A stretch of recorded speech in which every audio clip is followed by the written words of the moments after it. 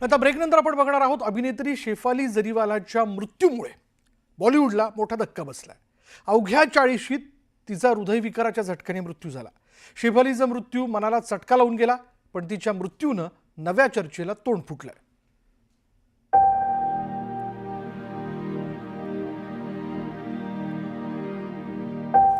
शेफाली जरीवाला काटा लगा या गाण्यातून तिनं प्रेक्षकांवर अक्षरशः गारूड घातलं होतं।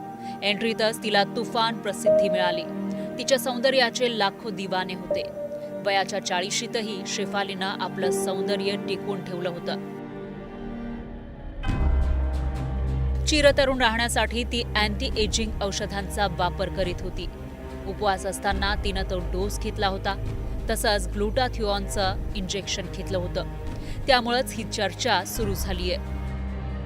सतेज आणि चमकदार त्वचा असावी असं वाटणाऱ्यांची संख्या कमी नाही।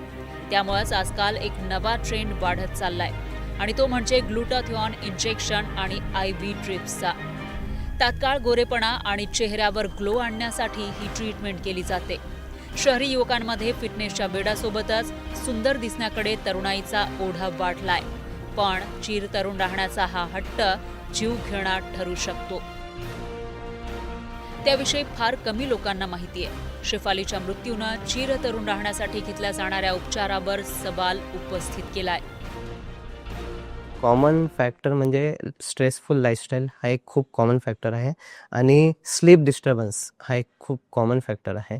यासोबतच हायपरटेन्शन, शुगर लेवल्स वाढणे किंवा अनसुपरवाइज्ड मेडिकेशन्स घेणे जसं स्टिरॉइड्स घेणे हे सुद्धा एक कॉमन फॅक्टर आहेत जे कार्डियक अरेस्टला एक प्रकारे वाढवू शकतात। त्यांचं प्रमाण यंग पेशंट्समध्ये वाढू शकतात। आज अँटी एजिंग थेरपी अर्थात चिरतरुण राहण्यासाठीचा उपचार सर्वाधिक पॉप्युलर आहे।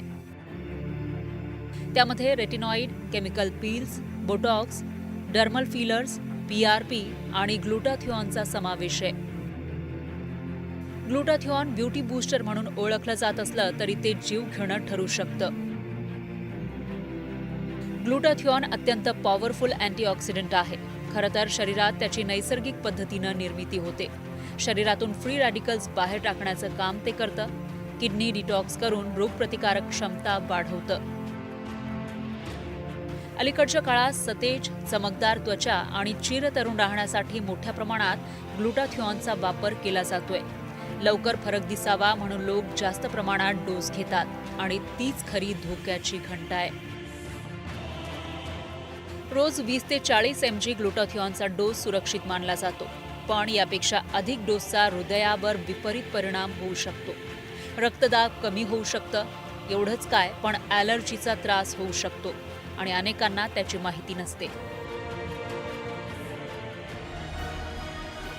गेल्या 1 दशकापासून ग्लुटाथिओनचा वापर वाढलाय, पण गेल्या 3 ते 4 वर्षात त्याची मागणी वाढल्याचं चित्र आहे। अँटी एजिंग ट्रीटमेंट योग्य प्रकारे केल्यास त्याचा फायदा होतो, पण बनावट प्रोडक्ट्स आणि निष्काळजीपणामुळे ते धोकादायक ठरू शकतं। रिकाम्या पोटी औषध घेतल्यास ते घातक ठरू शकतं। त्यामुळे हा उपचार घेताना काळजी घेणं आवश्यक आहे। Bureau report, news 18 Lokmat.